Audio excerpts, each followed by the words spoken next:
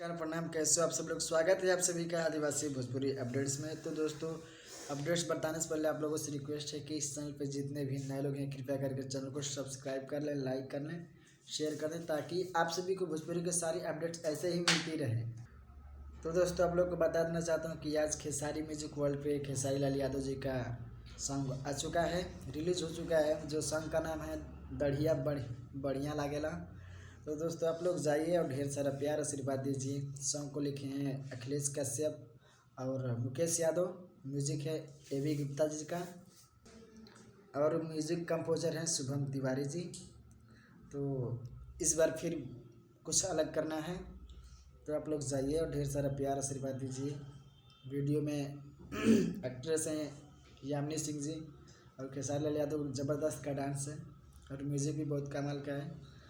तो दोस्तों, तब तक के लिए बाय बाय, धन्यवाद। मिलेंगे अगले वीडियो में। नमस्कार।